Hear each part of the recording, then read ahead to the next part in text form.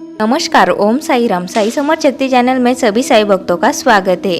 अपने भक्तों का सम्मान है साई, लेकिन क्या आप जानते हैं कि सचमुच कौन है साई? कभी सोचा है क्यों लगातार बढ़ती जा रही है इनके भक्तों की कतार?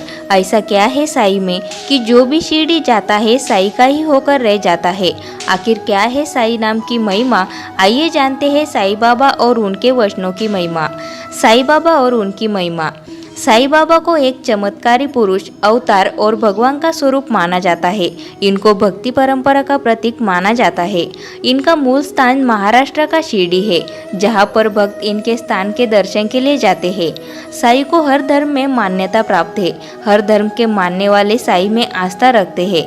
साई की उपासना बृहस्पतिवार के दिन विशेष रूप से की जाती है। मुख्य तौर पर 3 रूपों में की जाती है साई की उपासना: चमत्कारी पुरुष के रूप में, भगवान के रूप में और गुरु के रूप में। गुरु के रूप में इनकी पूजा उपासना सबसे उत्तम होती है। साई बाबा का जीवन दर्शन और उपदेश। साई बाबा ने आमतौर पर कोई पूजा पद्धति या जीवन दर्शन नहीं दिया। एक ही ईश्वर और श्रद्धा सबूरी पर ही उनका विशेष जोर रहा है।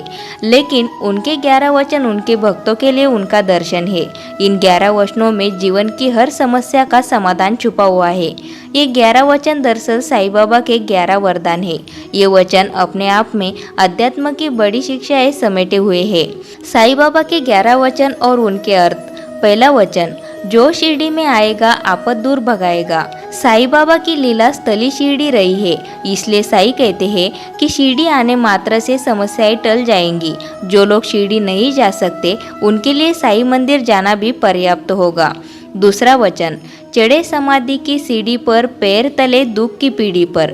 साई बाबा की समाधि की सीढ़ी पर पैर रखते ही भक्त के दुख दूर हो जाएंगे। साई मंदिरों में प्रतीकात्मक समाधि के दर्शन से सभी दुख दूर हो जाएंगे, लेकिन मन में श्रद्धा भाव का होना जरूरी है। तीसरा वचन: त्याग शरीर चला जाऊंगा, भक्त हेतु दौड़ाऊंगा। साई बाबा कहते हैं कि मैं भले ही शरीर में न रहूं, लेकिन जब भी मेरा भक्त मुझे पुकारेगा मैं दौड़ के आऊँगा और हर प्रकार से अपने भक्त की सहायता करूँगा। चौथा वचन: मन में रखना दृढ़ विश्वास, करे समाधि पूरी आस। हो सकता है मेरे न रहने पर भक्त का विश्वास कमज़ोर पड़ने लगे, वह अकेलापन और असहाय महसूस करने लगे, लेकिन भक्त को विश्वास रखना चाहिए कि समाधि से की गई हर प्रार्थना पूर्ण होगी। पांचवा वचन: मुझे सदा जीवित ही जानो, अनुभव करो, सत्य पहचानो।